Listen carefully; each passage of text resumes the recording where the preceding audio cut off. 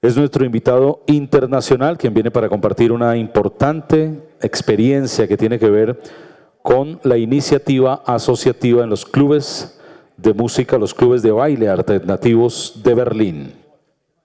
Mañana también tendremos nuestra rueda de negocios en el marco de la segunda jornada y, por supuesto, showcase de cierre en Canterbury. Recuerden, quienes necesiten su aparatico de traducción simultánea lo pueden reclamar a la salida del salón. La siguiente conferencia será dictada en inglés. Listo, vamos a arrancar entonces. Le damos la bienvenida a Lutz, por favor. Thank you. Yeah, thank you for having me. I will talk a little bit about the work at the Club Commission, which I'm doing now for more than 10 years. But before I go into this, I give you a little insight in my past. Do you hear the translation well? Everybody? Perfect. So I started actually in 1999. That was a very, very early time of the internet. I'm this gentleman here. 20 years ago, we started an internet startup about nightlife in Germany. And our idea was, how can we manage to get all the events and all the music which is happening in cities into the internet without having editors and magazines doing this. So it was 8 years before Facebook. We were a little early. So I also started to run my own club in that time. It was actually a club where we also hosted Latin American music. We had, I remember we had Colombian nights, and the best was about Colombian nights that everybody ordered bottles, and we made good money with this, and everybody was dancing from the very beginning. So I have very good experiences with Colombia without actually being here. I also run an agency, and we are doing corporate events, and because I'm not really fulfilled with doing this all the time, I have 10 employees. I also wanted to still stay in contact with nightlife after I sold my club, and so I started to work, and one of the first things I had to deal with was these three gentlemen. Stumpen, he's a local musician from Berlin. He's running a punk rock band. David Hasselhoff, maybe some of you guys know him. He's very famous in Germany, actually. And Roger Waters, the frontman of Pink Floyd. So what do these three guys have in common? They're all men, of course. Something else. We would say that they are all musicians, even though you don't say he's a musician, but yes, he also sings. Well, what they have in common was that they helped me to create awareness about my work as a spokesman of the Club Commission. And Stumpen, for instance, helped me when there was this shutdown of this club, the Knack Club. It had to shut after 65 years. It was one of the oldest clubs in the city. And he was actually playing in that club in the first days. And when this club had to shut down, he helped me to organize a press conference, and we get a lot of media, of course. Then we organized demonstrations, and one of the biggest demonstrations, David Hasselhoff helped me to do it. I'm actually here right next to him. So we created this big demonstration, and it was about an area in the city which was developing very fast, and they want to build luxury housing, and it was on the death strip between East and West Germany, Berlin, and David Hasselhoff came over from Hollywood and helped us, and we got all the press, all the titles of the newspapers. So this was also very important for us to create awareness about gentrification and the change of the city. And also Roger Waters, you see me here in the background, getting selfies. So as you can see, there was a lot of getting into the media, talking about club culture, talking about gentrification, all these issues we wanted to talk about. So my job was mostly in the beginning to talk about club culture, to talk about what is actually, when you talk about what is the cool urban Bogotá, it's not shopping malls, it's not Starbucks. What is it? I mean, what makes the city special? And that's actually something you guys create, and we want to bring this into the media. That's why we did this for a very long time. So I went to different committees. I was talking to, this was in the cultural committee, I was talking about how important it is to get support. And we got a lot of support. We got, at least we got good words, but we didn't get the action, because this was only about awareness, that people actually listened to us, what we, that we have to change something. But we didn't change a lot, to be honest, in the beginning. The second important thing for me was to work on the regulations. And one thing we didn't have to work on was the 24-hour licenses, because Berlin is actually, since 1949, a 24-hour city. And this happened in a very interesting story. In that time, 1949 was right after the Second World War, and Heinz Sellmeier, he was the representative of all the bars and hotels of the city. He was talking to the Allies, to the French, to the British, and to the Americans, and also to the local police chief. And he had a serious issue, because all the bars and the venues had to shut down at 9 p.m. And he said, we have to stop this, I mean, we have to change this. And he went to all the Allies, everybody said, no, it's a security issue, we cannot do this. And then he talked to the Americans, to General Hawley. And General Hawley said, well, he already checked, the French, the British won't do it, even your local police chief doesn't want it, because they say it's a security issue. And if you have a good reason, or a good something I can actually address them, we might can change it. And he said, well, I think the best reason to talk about this is that if you put thousands of Germans on the street after 9 p.m., you have a security issue. And so this was a reason that General Hawley said, okay, let's try this for at least 2 weeks and see what's happening if we have security problems. And there was no security problem. Since then, we have a 24-hour city. So what I'm saying is, all these arguments with security issues, don't believe it. We are the best case since 1949 that there is not a single issue about that. And actually, I was talking to some people in Bogotá during the weekend, and they told me when they have to leave a club, there is not really public transportation at 3 in the morning, and they would be much safer if they could go home at 6 or 7 in the morning when the sun is rising. So actually, this might be also a good argument for a 24-hour city. And also an example which is not from Berlin, because we obviously have this regulation. This is the school. It's a club in Amsterdam. And in Amsterdam, they managed now to have 24-hour licenses for venues who have a good program. So they apply with a good program, which is also addressing the local community. The school, for instance, has they have a restaurant, they have a space where they also do sports, they do community events, but they also have a club and do techno events. So this is an example of a venue which got a 24-hour licenses in Amsterdam, and since then they have like now 15 or 20 licenses given out to venues because they applied for it, and because they have a good program, they get a license.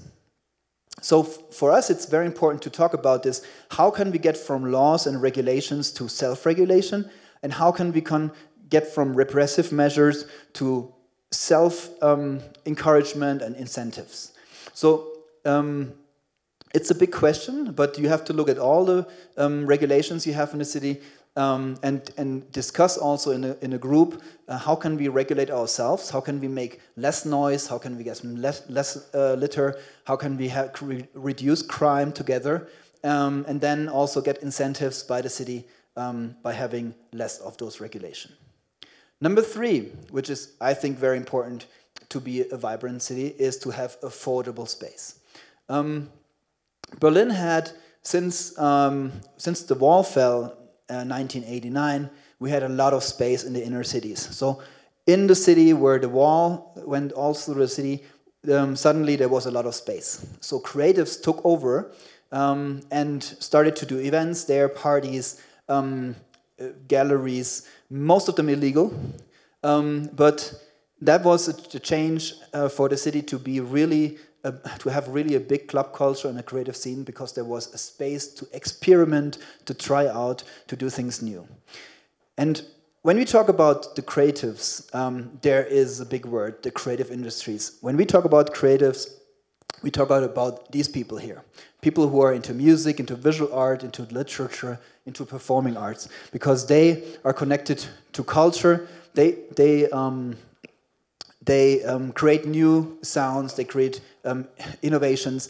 And when you talk about advertising, architecture, software, they're commercializing creativity, and they don't need so much support as the ones which are actually creating new innovations. Number 4, alternative crowds, especially when it comes to tourism. If you have mass tourism, people just watch, want to see something, but not really want to be part of something. So when we talk about alternative tourism, we talk about, this is the definition of tourism, to have an authentic and a personal experience, to have an interaction with the local environment, with the people and communities. So if you address this to people who are actually interested in what you do and not just about being entertained or looking at things, being part of something is something which is very encouraging, and it helps the creative scenes to grow. And we also try to put this on a map. When you have different types of tourists, for instance, the very big music consumers who just go out to have fun, to do pub crawls from one bar to another, or if you have people who maybe go to a conference or to a fair, have a lot of money, they want to have fun, they want to go to nightlife, hook up with girls. These are the ones which are not in our focus when we talk about alternative tourists. We talk about the ones which maybe buy a ticket 3 months before a concert, or you find in a music record store, or maybe the ones which are at the opening of a new gallery.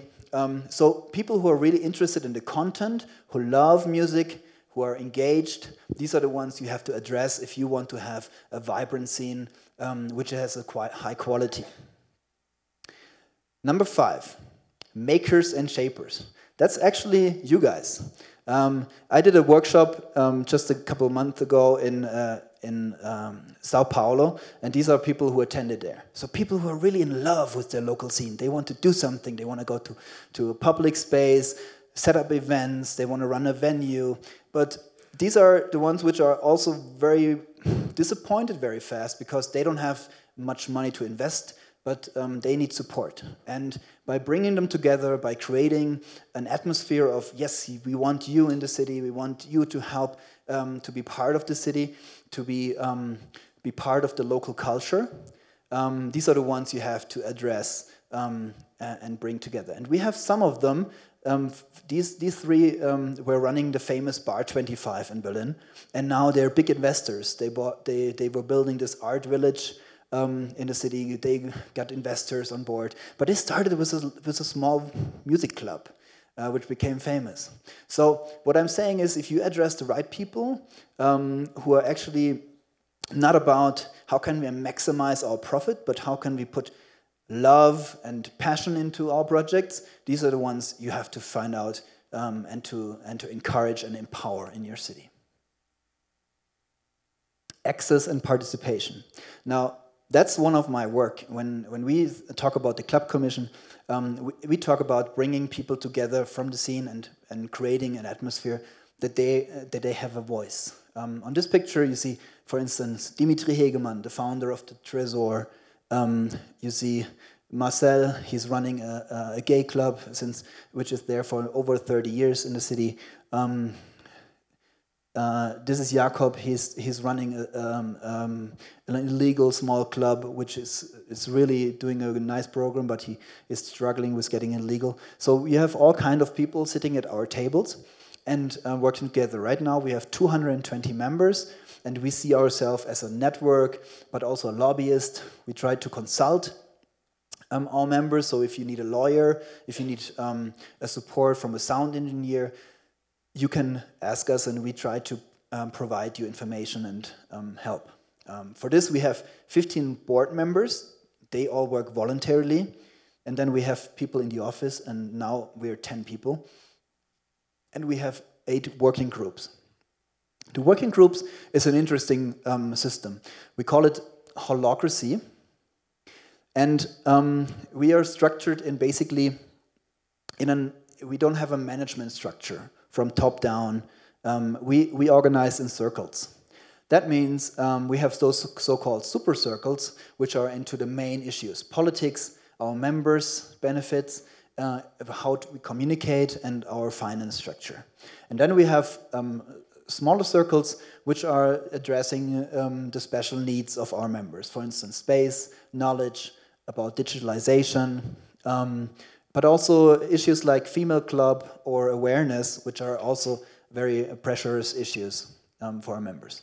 And these circles work independently. They meet regularly, but they get support from our office in terms of writing protocols, inviting everybody, providing a space to meet. So the organization, the Club Commission, is more like a toolbox where you have access to, and you can organize yourself.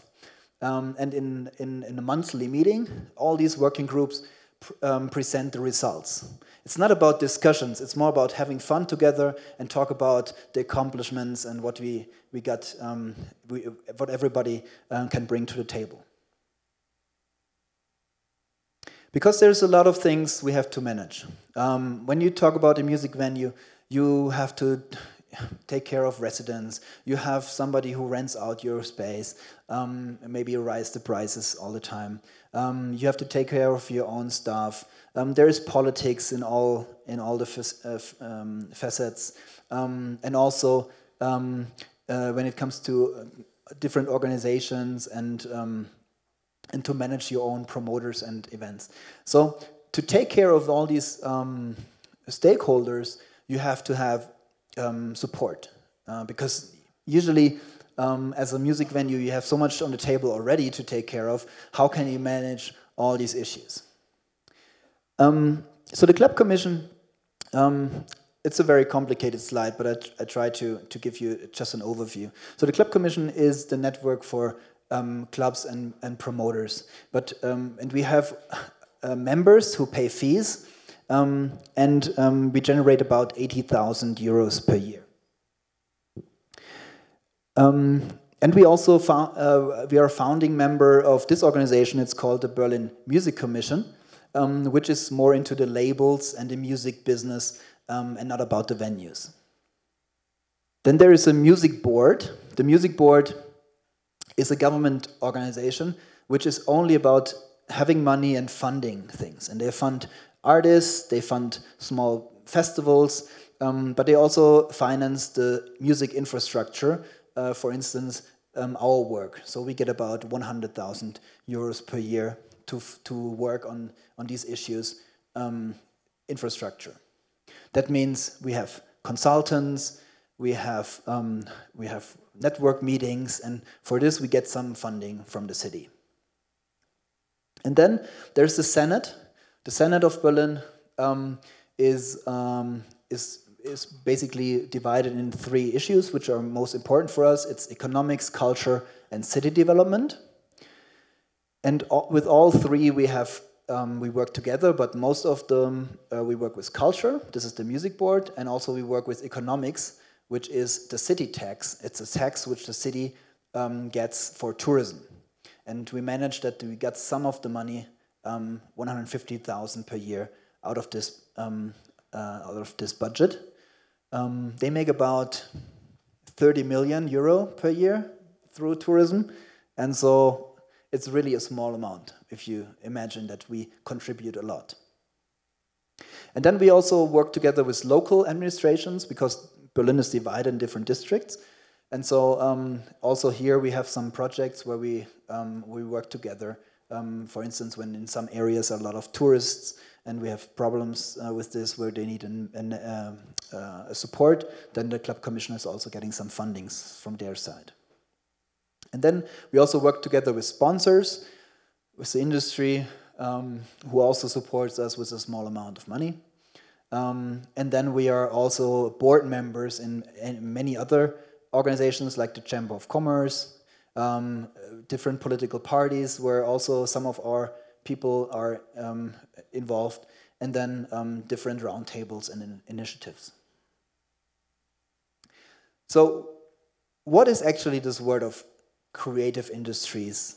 How can we relate to this? Because we define ourselves different. We call ourselves the scene economy. The scene economy is connected to culture, it's connected to catering, hotels, the music economy, and of course the creative industries. But the scene economy itself is working very independently.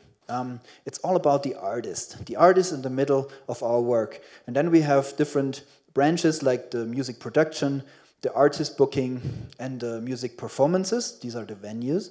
And this is basically the scene economy, what we are talking about. It's very simple, but it's also very fragile. So if you put a lot of money into this, you maybe all just destroy it. It's not working like any other industries which you can scale up very fast. You have to be very, very careful how you support this scene economy. And there's also related economies, for instance, software and hardware, which all the venues use, food and beverage, and also the marketing and PR. So, but this is a small, very fragile economy which we are addressing. And when it comes to music venues, we also make a difference between music venues which are mainstream and music venues which are more experimental, and also the ones which are most into business, maximize profits, and also the ones which are non-profit. And the most, let's say, commercial one is the so-called discotheque. I don't know if you have this word here, but this is like a mainstream venue, top 40 hits, bottle service, VIP. So this is what we're talking about. Then you have concert venues, the ones which are having a lot of technology in there, a stage, maybe not an own community, like an own crowd. They also always have to advertise with their artists, so they have to be somehow commercial to run the space. Then we have a lot of small public funded venues. They're mostly for kids who are maybe need some support. They're more in the outskirts of the cities. And then we have pop-up events, raves, spontaneous events, and then we have somewhere the club. So this is basically the types of venues we're talking about. And when we talk about the scene economy, we only talk about those, the ones which are focusing on content. So a club scene is focused on a niche market. It has selected music, mostly electronic, punk, alternative music. It's about having a reputation in the scene. It's not about maximizing your money, your profits. You have a philosophy. You have an attitude. You want to serve your community. And what you create is very interesting. You create a social capital and a subcultural capital. That means when you talk about the cool urban city, this is subcultural capital, social capital. It's nothing you can buy. It's nothing you can put money into. It's just created because the right people have the right venues, do the right decisions, create sounds, art, and that creates this social capital. And if you see it at a venue, the artist is always focused, and you have also, when you look at the advertising of venues, you only see lineups. That's what they advertise with. A disco is focused on the mainstream market. You have chart music, you have mass media marketing, and it's all about how can you maximize your profits. And of course, there's a little jokey, but you know what I'm talking about. A lot of free entrance and cheap booze and girls who are dancing. So that's the message you get out of this. So what are the benefits of the city when we talk about the scene economy? Because the scene economy itself doesn't create the most value for the city when it comes to money. Of course, an IT startup makes more money, maybe pays better wages, but you can influence the scene. So in Berlin, we have about 500 music venues. About 120 of them are clubs. We have so-called music collectives, people who work together, do in their collective, do events, create maybe a label, and also do events all over the city. And we have, as mentioned, more than 30 million overnight stays last year, and 30% of that are coming because of nightlife. So that means 30% of 30 million, that's about 10 million, and we're talking about a huge amount, which is not really getting, the money is not getting back to the scene. So we have to also to start this discussion. How can we reinvest in the scene? We also have fashion companies who are, for them, the club scene, the scene economy is very important, because they want to get inspired. They want to they want to see the crazy people wearing crazy clothes, getting inspiration, how to create new styles. And for this, they cannot exist in a boring city. They need those venues, those spaces where the people meet and get inspired. And we also have a big startup scene, which is also very well connected to music. SoundCloud, Ableton, Native Instruments, they're all part of the Berlin startup scene, and they all came from the music scene. And last year, 3 billion euro was invested in the venture capital market, and it was growing. It's growing, and the startups want to go to Berlin to start their startup, not because we have the nicest streets, we don't have the best jobs, but it's the atmosphere of being part of a vibrant scene, which is very attractive for them, because it's also easier for them to attract workers. If you need a programmer, the high-skilled programmer rather wants to move to Berlin than to Munich. You know, it's just the more interesting city. But we also have the downside, because an attractive city also brings people into the city which have a lot of money. And these investors built this huge stadium and this huge blockbuster cinema and shopping mall. It's number 65 of shopping malls we have in the city, which basically all sell the same, so it's nothing special. These venues also destroying the small grassroots which is happening in the city. So we have to be very careful when we think about stimulating the scene by getting big investors into the town, which now book huge artists and create, let's say, parts of the city which are not really inspiring and innovative. And the city looks boring after a while, because they think they have to make everything clean, and it has to be tidy, and every house is basically, the whole city development is about getting the city clean, straight, and not about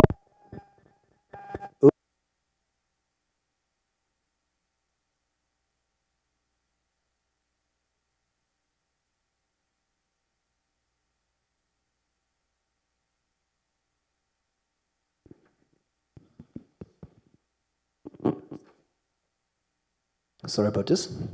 As well, when we talk about coffee shops, you know, I like Starbucks. They have internet. The coffee is okay. But do we need Starbucks at every corner of the city? I mean, all over the world, in every main street, you see Starbucks. This is Abu Dhabi. I don't know. They have better coffee there than Starbucks. You know, and I hope that cities also understand that when we talk about creating a nice atmosphere, a venue which you can relate to, where you create maybe your own coffee, your own bakery. This is something where people identify with, and they want to be part of this. They see this as something they want to support locally, and those spaces is similar to music. they cannot pay high rents. They have to have affordable space. And we also have to think about creating something new, urban gardening. If it looks like this or different, let's be part of the city and give people the chance to develop their own communities and their own perception of the city. And it also is important for clubs. If we have all the same music in all the clubs, it wouldn't be something you want to identify with. And clubs is not just something which is happening at night. Club can also be a market during the day where you can buy your DJ supply or fashion or like a flea market, a record market, whatever. So something which is related to the scene, which is also benefiting during the day. So how can we develop a city's agile? Agile means organically. And one of the best examples I like to address is the Oregon experiment. The Oregon experiment happened at the University of Oregon in 1971. And what happened was that the university wanted to create a new park. And the park, of course, architects started to create a nice plan for the park of the university, but the students revolted. They went and protested and said, we want to create our own park like we want it. And interesting enough, the university was listening, and they said, okay, what we're going to do is we put soil on the ground, and we let you walk, and we will see how you pave your own ways through the parks. And so nothing like this created, where you have a stop sign and people walk here and there. You create a city, you create a park in that terms, which is addressing to the needs of the people. And I think we have to listen more to this. We have to stop making master plans. We have to make a development which is step by step focusing on the needs of the people. And one good example of this is a project we did in Berlin. It's called Enter the Void. Enter the Void is about free open airs. You can call them illegal raves. Raves which were happening in parks, in abandoned buildings, and the only thing how politics and the media and everybody in the city reacted was a Facebook party happened. The police had to shut it down. And we were asking ourselves, what exactly is a Facebook party? Is it something where Mark Zuckerberg shows up and throws a round of beer? So it was very interesting that everybody was like kind of scared that some people meet each other, used social media to communicate, and suddenly there were 100, 200 people meeting in a park, listening to music, dancing, and everybody was scared. And we were thinking, no, actually it's very nice. We have to bring those people together. So we started a process of listening to them. We asked them, what are your problems? What are your needs? What was happening? How did the police respond to you? Then in the next meeting, we talked about, with a lawyer, what is legal, what is illegal? Because it's actually legal to go to a park with 5 friends and a boombox. But it's illegal with 50 people, with 100 people, with bringing alcohol. So nobody really could tell us when it's illegal. And because if you talk to the administration, they tell you either you have a license or you don't have a license. And if you don't have a license, it's not legal. So that was not enough. We said no. Laws are made for the people, and if we have social media and things are changing, we also have maybe to change laws. And there's one interesting law which is already there, and it's a very nice German word. It's called the Baumscheibenbepflanzungsrichtlinie. And I tried to translate it. So Baumscheibe, so until this, means the soil around the trees. And Bepflanzung means basically gardening, and Richtlinie means guideline. So it's about how can you plant flowers around trees. And actually that's illegal. You cannot just plant your own garden in public ground. But the city recognized actually it's pretty nice that some people have this effort and plant flowers in the public ground. So they created this Baumscheibenbepflanzungsrichtlinie, which is a guideline which shows everybody who works in the city, the police, the local administration, that if you follow some rules, it's legal, or it's actually tolerated. So it means if you don't have poison plants here, or if you don't have a high fence, then it's okay, you can keep it like this. And we wanted to have a Baumscheibenbepflanzungsrichtlinie for the free open air scene. So we started to do workshops, and we invited the city. And we did those workshops in a Chamber of Commerce. The same building, basically. And we were arguing that we want to train the young next future generation of club owners and promoters. And we have to organize trainings for them, so we go to the Chamber of Commerce, because the Chamber of Commerce is also into training the young people in different industries. And it was very successful. We had 3 workshops and more than 250 people attended. We also invited people from the local administration. We sent out 200 letters, and the response rate was 1.3%. So you can see the interest of the young people who are organizing the events was really big, but the administration didn't show up. So we know we have to change this on a political level. We have to talk to politicians, not to the administration. And the politics were listening. So the last elected government, they have their coalition agreement, and on page number 165, it says that the coalition wants to support music and club culture in Berlin and wants to make happen that non-commercial events can happen in public space. And this is a big success for us, because now it's on the highest level of politics. And now you would say, okay, now this gonna work. We can do parties now. No. Now actually our work starts. Now we have to develop a tool which is actually legal to do this. And it's not easy in the framework. So now the work of the Club Commission is to bring all the stakeholders together to work, with lawyers, with experts, city developers, to make this agreement here, to bring this to reality. So what I'm saying is, even if you have support of the politicians, you still have to work. You still have to put pressure on them, and you have to be part of the dialogue. You cannot just lay back and wait until it's done. It's not going to happen. Nowhere in the world. So some of the success stories I want to share with you.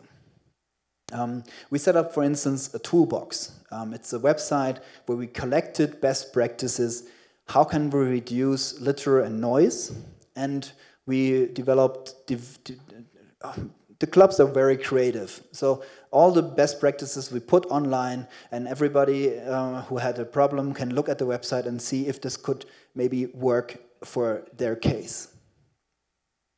We set up a website which is called Equip, and it's about sharing festival material, equipment. For instance, toilets you need at a festival, mobile toilets, sound systems. So it's about providing a platform that people don't have to buy the stuff all themselves, they share in their community.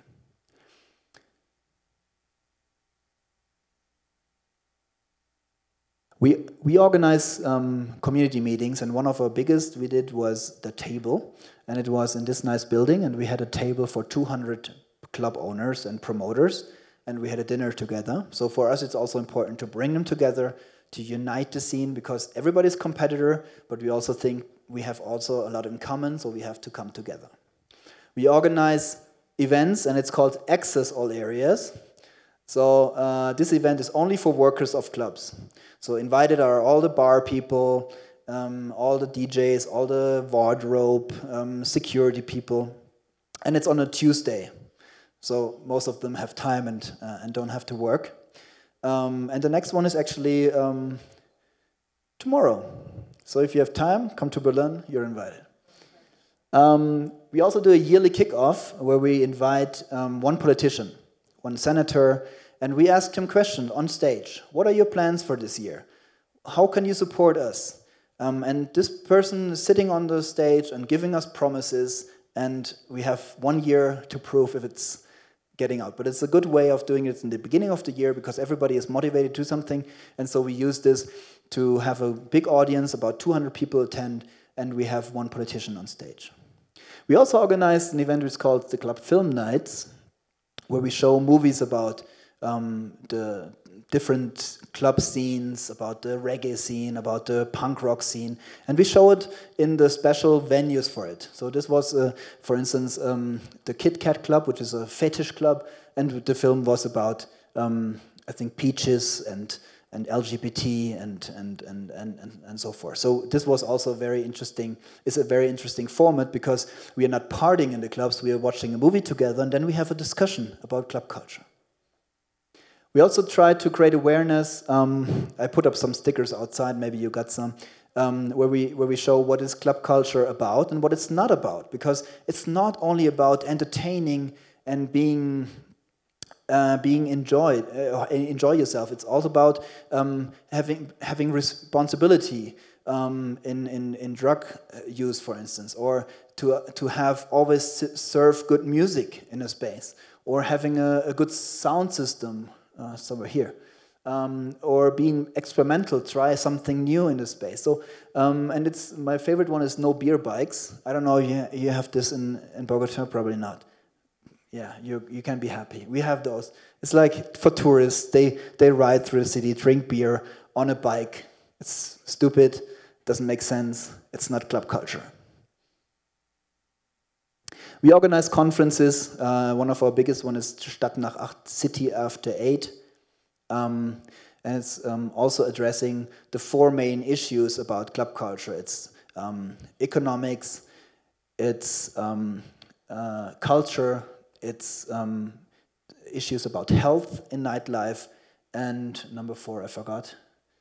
I think, yeah, it's about space and gentrification. So these are the 4 main issues. We also like parades. You know, you probably heard about the Love Parade. It's not happening anymore, but we have smaller parades. And this parade is the Train of Love, and it's bringing different people together. Always like small sound systems on cars, and we just bring the music to the city and show love and show that we are part of the city and we want to bring people together and unite. We also work right now on more transparency in the drug misuse. So we now introduced drug testing, which is actually a small scandal that we don't have this yet. In Amsterdam, in Madrid, and Zurich, they already have drug testing. It's a small laboratory which is set up at festivals or also in clubs, and you can bring a piece of your drug, illegal substance, and you get tested. And what happens is that now a dialogue starts about this, because if you see that this is a very strong drug or a very dirty drug, then you're deciding not to take it, or you're deciding taking less. So, and you're warning your friends, which is not happening at all right now. If you're not knowing what you take what your friend is taking, and you wait a second, okay, it's working, then I also take it. So you have now a very strong concept with this. We have 4 out of 10 are deciding to reduce the drug, and 1 out of 5 is deciding not to take the drug at all. So it's a very strong concept, and I hope we're gonna have this in a few months, but we also have to change the laws for it, because it's actually right now not possible to work with illegal drugs. We also do fun stuff. We have this pantomimes from a pantomime school from Berlin, standing on the streets and bringing the message to the party crowd to be silent. And it also created a lot of media It didn't really change that everybody was quiet, but it was a fun way of dealing with this, not sending out the police troops. It's about sending out artists, and I think that's also a very strong message. And which is also an interesting cooperation we just started. There is a foundation which is actually from Switzerland, and it's called the Edith Mayon Foundation. This foundation has a budget of 200 million euro. And this foundation is actually buying property. You can see it here. They have in total about 20 venues which they bought and rented out to creatives for 50 or 100 years.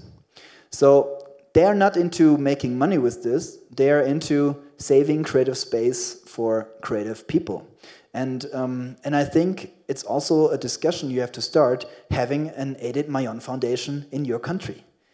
There are rich people, and there are also people you have to address about this need, and the Edith Mayon Foundation is also willing to support foundations which are building up in different countries. So if you're interested in this dialogue about creating a foundation which is buying property and renting out to creatives, you should think about starting this dialogue, which I'm happy to help. And now about money. There are different ways how we generate money. One of this is the music board. The music board is a copy which we demanded because there was a film board. The film board gets a budget of 30 million every year to fund film, the film industry. And we thought, why is there not a music board? And so the government responded and said, let's do this. It's not getting 30 million, we only have 2 million, but at least it is something they were listening to, and they could understand that film and music should be treated the same. And we also started this campaign with the Native Instruments founders and with Micha Michalski, who is like a fashion designer. And we started this campaign and we won, and this politics decided to build up this music board. We also fought for the city tax, which I mentioned. This was not, I mean, the first response from the city was, no, we're putting the money into city marketing. We don't put this money to clubs. And we said, no, we have to give the money back to content, not into marketing. Because if the content is missing, you can do marketing all day long. Nobody will come. So they understood, and so we get some fundings also for our work. Also interesting, the Digital Transformation Fund, because also here, the film industry demanded money for the change from analog projectors to digital projectors in small art cinemas. And these art cinemas, they couldn't afford this transition, so they got funding. And we said, well, there are also small music clubs which need funding, because they can also not pay for soundboards, for LED lights and all that kind of things. And so we also created a fund which has a budget of 2.5 million, but this is for whole Germany. And we are very proud of this new fund, which was introduced in December or in November last year. We get now 1 million euro for sound protection, because the city understood that it's important to have a peaceful relationship between neighborhoods and music venues, and if you want to have it peaceful, you also have to invest into sound protection. And this fund is for us a very important one, because now we can actually take money and build stuff, build entrances, build walls, and help really conflicts, to solve a conflict. Because it's not possible to do these investments all by the club. And the neighbor who's complaining also don't want to pay for it, so we need public money to solve those problems. We also created this map, it's called the Clubkataster, and we put all the venues on one map, and if now a new building is built, they have to look up this map if there's a music venue right next to it, so the new building has to do the sound protection on their own. So this is also something which we managed to do with the Senate for City Development. And out of this project, I started a new project. It's called the Creative Footprint, because I saw that when you want to really change something and really get attention of real estate industry, of the politics, you have to have numbers. Because it doesn't mean that when a club closes, we organize demonstrations, we have a lot of emotions, but it doesn't mean that the whole city is changing negative. But it can mean that. And you see examples, for instance, London, Paris, New York. They woke up 10 years later and say, where are all the clubs? We are now in a boring district. Because nobody really measured and kept track and monitored changes. So the creative footprint is a way of measuring creative space. And it's focused on 3 issues: the content of a venue, the space itself, and the framework conditions. So we look at the space when it comes to how is it engaged, how is the area, is it very vibrant, how is the size, the age of the space, is it multidisciplinary used, and then we look at the content, how many events does it do, how do they promote with artists or do they promote with cheap drinks, so is the artist focused in the marketing? So all these questions about the content, the space, and also the framework conditions. So for instance, is there government funding available? Are there 24-hour licenses? All these questions are being asked to stakeholders. And we did meetings, and we created a database which had in Berlin 25,000 data items. Yeah, this is the result of, for instance, some of the results of New York, which we are right now doing. And you can see, for instance, you see the experimental content. Where is the most experimental content in the city? And so we can create alerts. We can say, okay, we have to look, because here and here, there's a lot of like grassroots experimental content developed. So we have to go there very early, help them, support them, because very likely is that a lot of money comes from real estate industry and from investors, and all these grassroots venues will be destroyed.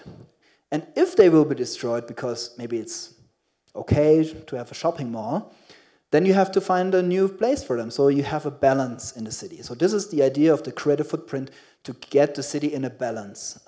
As you have it with the carbon footprint, where you also try to keep your use of carbon in a balance. So what are the learnings? Some of the learnings. I think it's very important for the creative scenes in your city to step out of your bubble. That you're here is the first step, but there needs to be more steps. Be part of a discussion, be part of a dialogue, and you can specialize. You don't have to talk about all the issues. Talk about the stuff which is in your most interest. Second, try to buy property.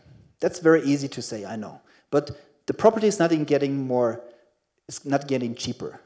The prices are rising everywhere. So we have to buy, and we have to try to find ways to buy property. Get out of this idea of renting here and kicked out, go to the next space, kicked out.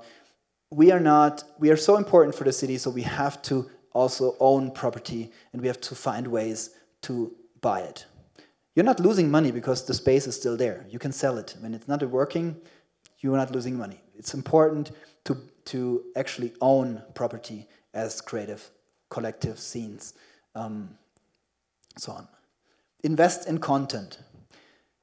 Creative scenes means to have the creatives, the artists in the middle of your attention. If you're just into investing in your furniture, in your nice bar, making it very clean, very nice, you don't have enough money to have a nice program. You need to focus on content, and this also helps to spark your local creative scenes, your artists who are happy to get some money out of their work.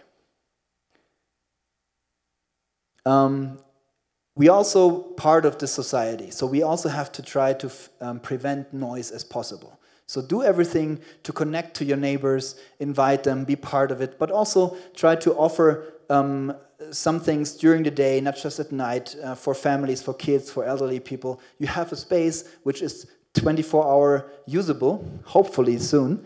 So you can, at least during the day, try to think about, be part of the local community and use the space for it. Collect data and arguments. There are many good best practices all over the world, which you can use to address your politicians, your decision makers in your city. So, and if you have data which undermines this, you should use it and try to make a good argument towards a change. And last but not least, empower your grassroots. The ones which are actually building your city are the ones which are bottom up, creating new sounds, new ideas, new space, and these are the ones which need the most help. They don't have the most money, and they don't have any support right now, so we need to support them in giving them help as possible. So I hope you don't have more questions than answers, so muchas gracias.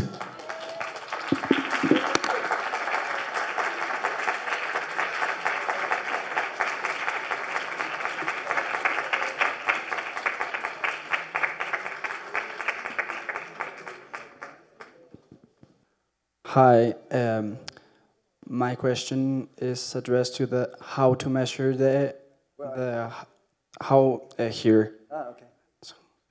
Okay, my English is not very good right now. Werde ich auf Deutsch fragen, dann machen wir es auf Englisch. Wie zahlt man wie ein Experiment? You have to speak English because they have a translator. Oh, fuck, yeah.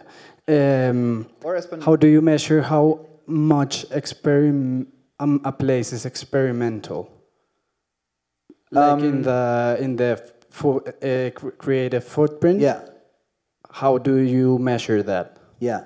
So what we do is, the first step of the creative footprint is to collect data, which is facts. So we have online researchers, people who want to be part of this project, and we collect information about all the spaces we can get. The second step is to have meetups in different parts of the city.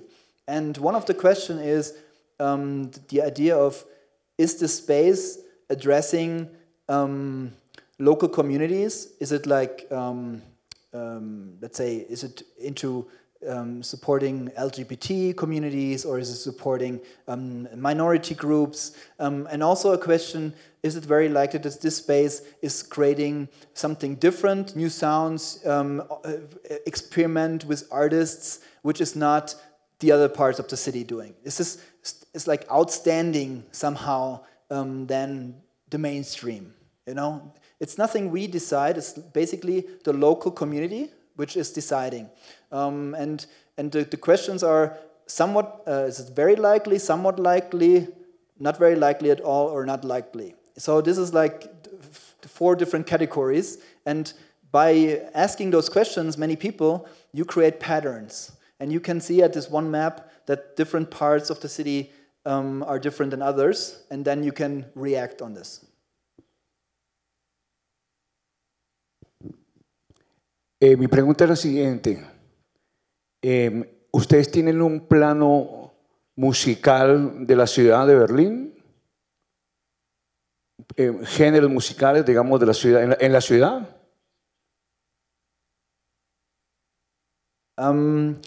No, because it's very hard to measure genres, because you never satisfy anybody if you say you are rock and they say no, we're not rock, we're punk.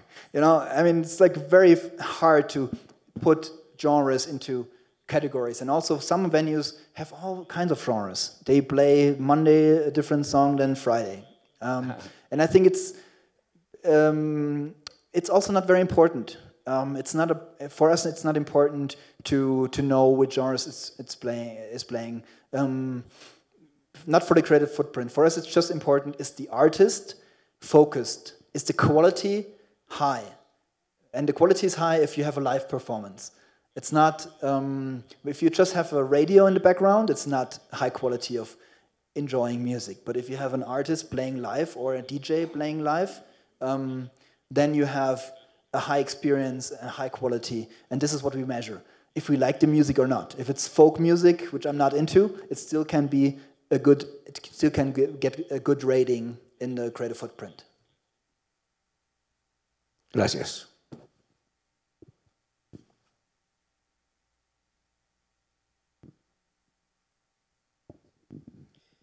Buenas tardes.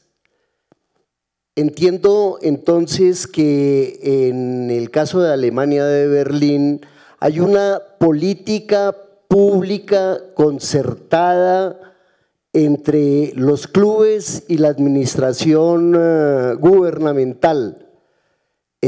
Muy importante que ustedes nos puedan ilustrar acerca de, bueno, ya en cierta medida ustedes lo dijeron, hicieron concertaciones con los partidos políticos y hablaron con los encargados de la seguridad de la ciudad y llegaron a una determinada cantidad de convenios que les han permitido venir avanzando en la conquista del espacio público nocturno y particularmente en las 24 horas de funcionamiento que han conquistado ciudades importantes, entre otras la de Berlín. En el caso particular de nuestra administración, aquí, o de nuestras administraciones, aquí hubo desde 1996 recortes a los horarios importantes de los establecimientos nocturnos. En Bogotá se limitó el horario hasta la 1 de la mañana y posteriormente se fue ampliando, pero a pesar de lo reiterativo y de formas organizacionales que se dieron,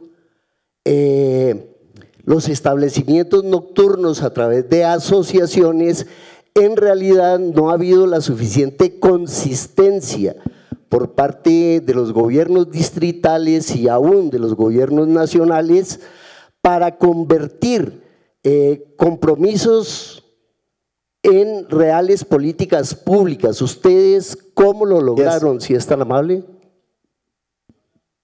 I understand. I think the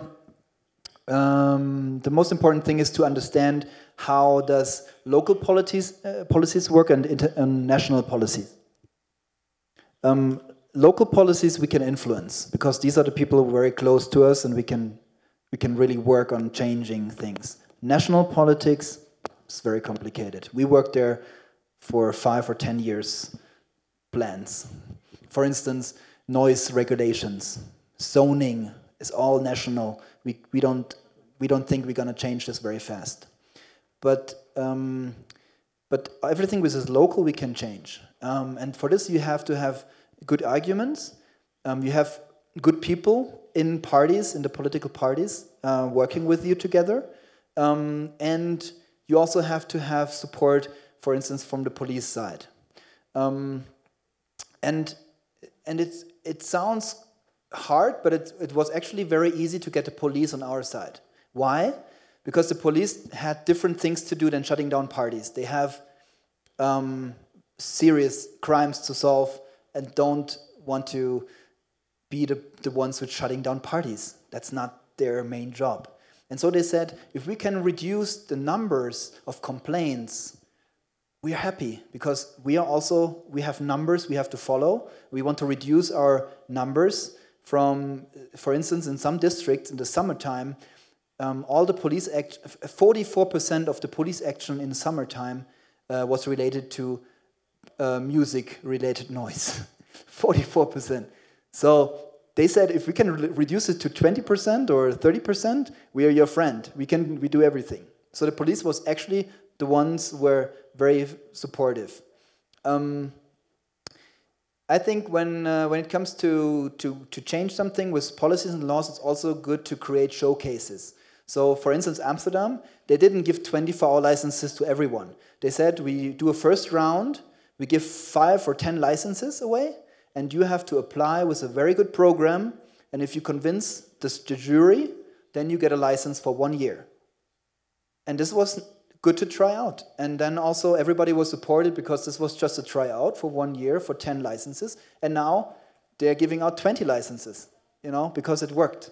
And I think that's a way of not demand too much, but going step by step and try out and work on the errors. And this is, I think, a good way of proceeding. And maybe one anecdote which is also interesting, because we have so much conflicts and discussions with political parties, now in all the political parties there is one person which is the club cultural representative. So we have, they write us on their business card. And it's because they get kind of an expertise because we ask so many questions, we have meetings, and so they said, for my party, for the Green Party or for the Social Democratic Party, I'm now the expert for clubs and music. And that's very positive, that a person is in the party working for you. I think we're over time. Thank you.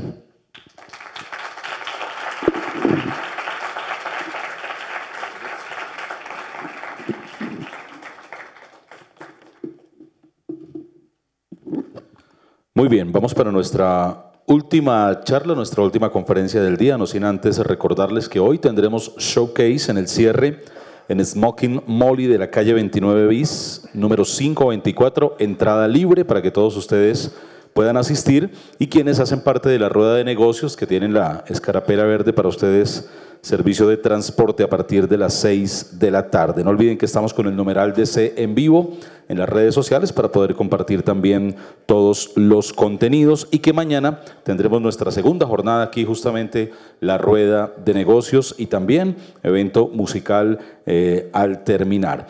A continuación vamos a hablar de la música en vivo y el turismo cultural, para lo que invitamos a José Andrés Duarte, quien después de haber trabajado en el Ministerio de Comercio, Industria y Turismo y en el Ministerio de Educación Nacional, llega para dirigir el Instituto Distrital de Turismo. Y también invitamos a Julián Guerrero Orozco, quien es vicepresidente de Turismo de ProColombia y nos ha acompañado ya en otras oportunidades hablando justamente de la iniciativa de DC en Vivo, este programa de la Alcaldía de Bogotá a través del Instituto Distrital de las Artes Idartes. Ese es entonces nuestro siguiente tema, la música en vivo y el turismo cultural. Invitamos entonces al escenario a José Andrés Duarte, director del IDT, y a Julián Guerrero Orozco, de Turismo, vicepresidente de Turismo de ProColombia.